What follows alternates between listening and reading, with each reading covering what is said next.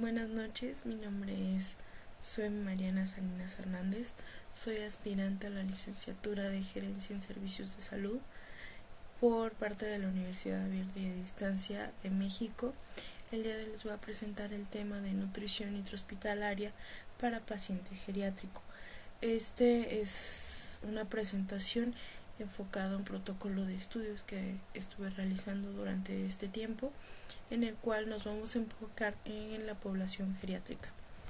Iniciaremos mencionando que como objetivo general fue la implementación del protocolo para evitar la desnutrición en pacientes geriátricos dentro de la sede hospitalaria mediante la regulación y adquisición de suplementos alimenticios.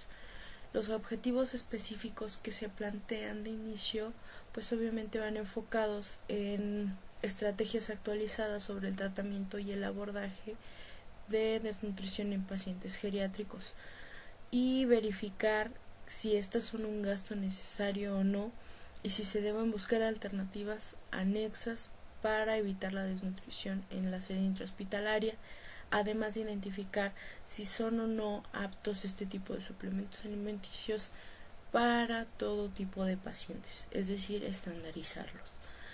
Es un tema muy importante porque debido al bono demográfico que se ha presentado, al creciente aumento poblacional de los adultos mayores y al aumento en la esperanza de vida que ya sobrepasa los 75 años, debemos enfocar cuánta población está abarcando y si es un problema o no de salud que requiera ser una diana en los conceptos de distribución de recursos. Se estima que un 1% de los adultos mayores que son independientes y saludables están desnutridos, pero este 1% solo enfoca a pacientes que tienen un estilo de vejez funcional, que es una minoría dentro del grupo de adultos mayores a nivel general. Por lo cual, y por la investigación que se ha tenido, me he dado cuenta que en México hay muy poca información de las características del entorno del adulto mayor enfocado a un perfil de salud y nutrición.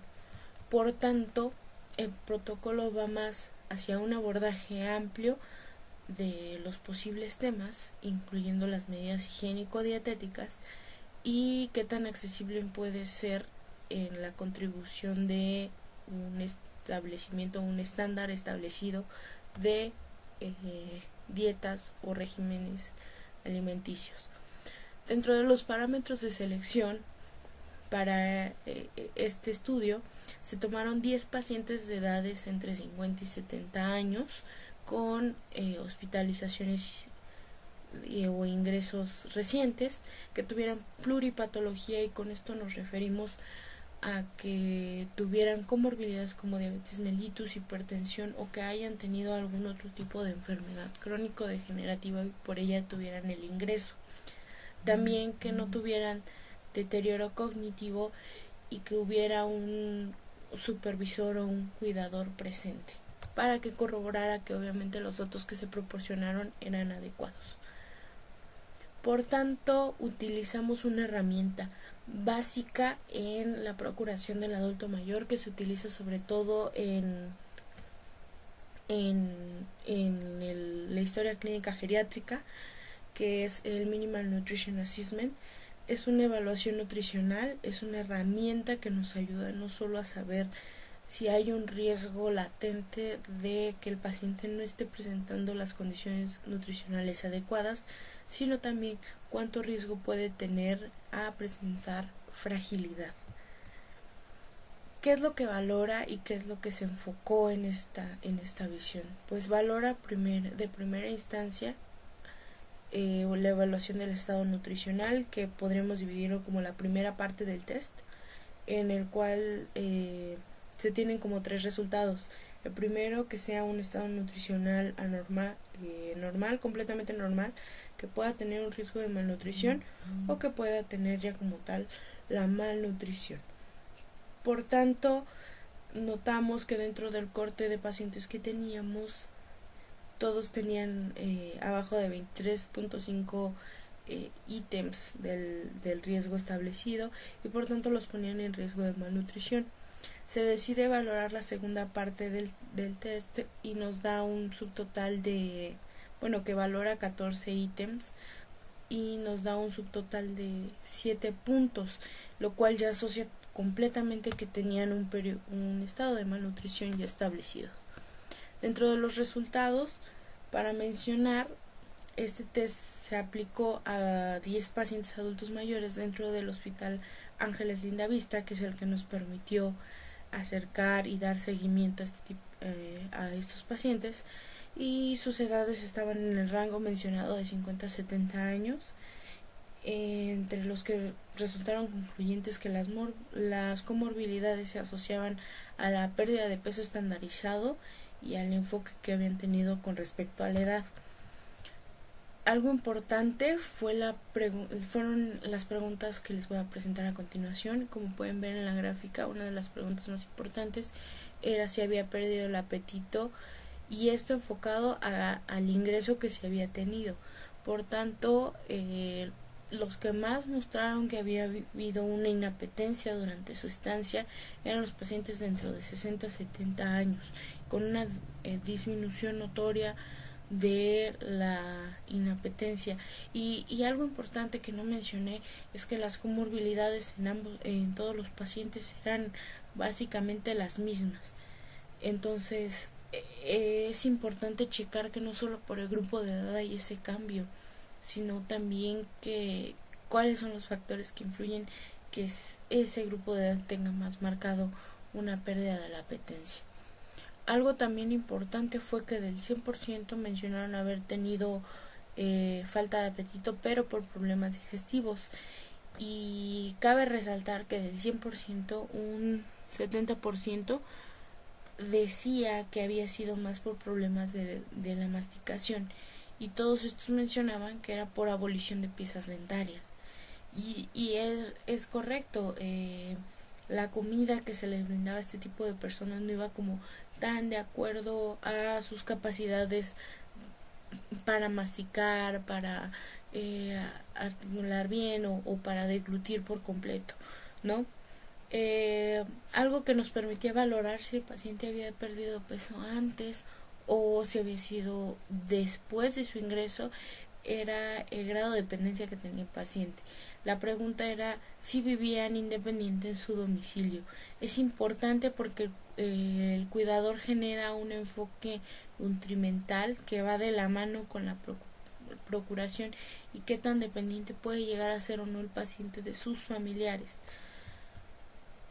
Otra cosa que es de resaltar es que el uso de medicamentos concomitantes puede inferir directamente en el estado nutricional del paciente, y la mayoría de los pacientes, 6 de los 10 pacientes mencionaban que tenían incluso más de 5 medicamentos de toma continua y de toma concomitante.